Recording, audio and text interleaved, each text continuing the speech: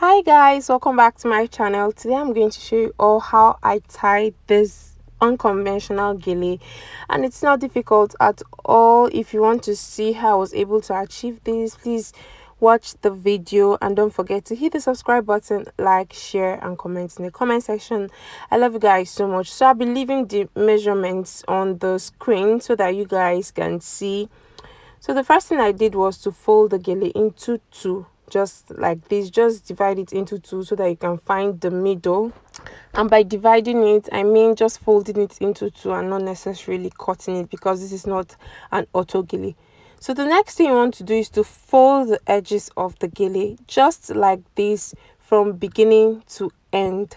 So this is me holding the width of the gele. We have the length and we also have the width. So you want to make sure that you fold your first pleat, just so that when you tie the gele, it looks very neat at the front. So right after that, you want to make your pleats. So depending on how big the gele is, like depending on what the length of the gele is, you can make about 4 to 5 pleats, or let's say a maximum of 6 pleats, and you're good to go. No need to do too much, you're good to go. So if you're going to tie the gele, like if you're going to cover the gele at the back, you have to make sure that you have a good amount of ashoke at the back of the head, so that when you finish tying, you can then cover the back of the gele. But if you want to open it, show off your hair, then you can as well just fold the back of the gele and then show your hair just like you want it. So at this point, I'm tracing the pleats for the right hand side and also the left hand side of the gele. So I'm going to turn it over like this. So I'm going to place it from the back of the head to the front like this. So once you turn it this way, you discover that the pleats have rearranged themselves, like they have scattered a little bit. So you need to go back to make sure that you arrange it properly. So the both hands of the gele have to be equal. It has to be 50-50, and that was the essence of folding it initially, to get the middle of the gele. So make sure you trace your pleats for the left hand side of the gele and also for the right hand side of the gele. So this is just me tracing my pleats to make sure that it's neat and properly laid. So at this point, if you've enjoyed this video up to this moment, please give it a thumbs up, guys. Why? Like you like the video already, give it a thumbs up. Okay, so right now I'm going to hold the two parts of the gele like this, like the both hands of the gele. Make sure that it's at the middle of the head, like facing the nose. And then at this point, I'm going to twist towards the opposite ends of each other. I'm just going to twist 2 times like this. So this is me holding the gele in opposite directions, and then I'm just going to twist like this again. So right now, you want to make sure that the gele is as firm as possible on the person's head. Well, not too firm, so that you don't stop blood streams and blood flow from the person's vein, because that can be another disaster on its own. So you want to make sure that it's secured and nicely done. So at this point, since we are going to work with one hand of the gele, I'll have to make sure that I pin the other hand of the gele. Yeah, that's what we are going to do. Just pin it down, since this is a dummy. But if it's a model, you could actually ask them to hold one hand of the gele while you go ahead to make your pleats with the other hand of the gele. So I'm going to pick whichever hand that I want to start working with. You could actually start with the left hand side or the right hand side, whatever works for you. But for me, I'm going to start with this part of the gele that I'm holding right now. I think facing this video, this is my right. Yep. So I'm going to make pleats. I'll place the pleats on top of each other, just the same way we did at the beginning. And then right now, this is where the trick comes into play. You have to start making your fan. So when you pick your pleat, make sure that it's big at the beginning, like the beginning of the pleat that you pick, let it be big. And then towards the end, make sure it's very, very tiny. That's how you achieve your fan. So make sure that the hole, like the space in between, is big for the top, and then towards the down part, make sure that it's very, very tiny. So that's what I'm going to do. So at this point, guys, I'm going to work with the width of the gele and not the length of the gele. I'm actually making pleats on the width of the gele. I hope that that is understood. So I'm going from my left to my right. Yes, that's how it works. So again, I'm going to pick the pleat again. Make sure that the space at the top is big, and then the space at the down part is small. The space at the top big, the space at the down part is small. And then this is what you're going to continue doing. Make sure that you're dragging the gele down a little bit, not too much. You can see that the height of the gele is going low, low, low, low, low, low, low. This actually takes consistency in order to get it. So you need to be consistent. You need to do this over time in order for you to get used to it. But there are actually some persons that just watch it once or twice and get it, but then whatever works for you guys. So at this point, this is my fan. This is my fan for the right hand side. I'm actually working with a dummy, as you can see, and it's not easy because there is nothing supporting the dummy underneath. So it's quite difficult, but if you were to be a model, it would have been very, very easy. So at this point, I'm going to wrap the hand of the gele like this. I'm going to wrap it like this in order to make sure that the pleats are secured. I'm going to wrap it like I'm trying to like wrap a meat pie or something. Yes, so I'm just going to fold the pleats. I'm going to hold the pleats down using the remaining hand of the gele. Try doing it as if you're trying to wrap a meat pie.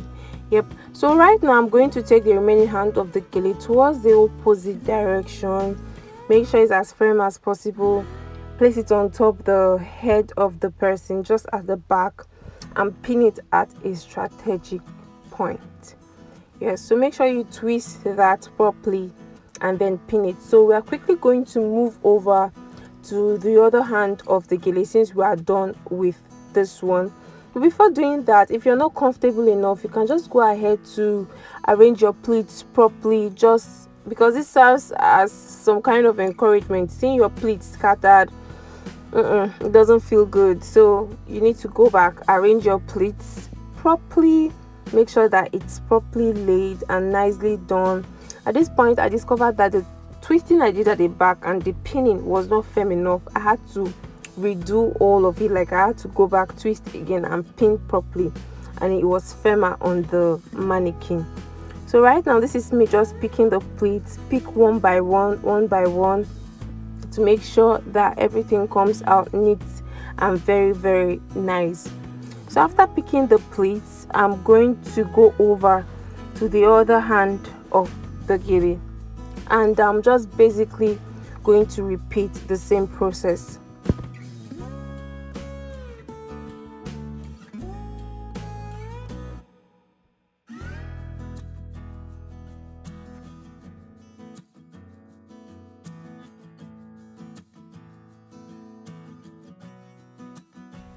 So moving on, guys, this is me basically doing the same thing over again. I'm going to pick the other hand of the gele and I'm going to make pleats, just about the same thing we did on the first hand of the gele. So I told us about making the two hands of the gele equal. So the difference, if there's going to be any difference at all, the difference shouldn't be much. So you have to try as much as possible to make sure that the first hand of the gele, whatever you've done on the first side, looks quite similar with what you've done on the other hand of the gele, or what you're about to do on the other hand of the gele as well. So this is just me picking the pleats, and then after picking the pleats, I'm just going to go over to making my fan. So this is where I'm going to start making my fan. Make sure that the space in between, which is at the top of the fan, is bigger than the space at the lower part of the fan that you're trying to achieve. So that's how you get the fan. The space at the top should be bigger than the space at the lower part of the gele.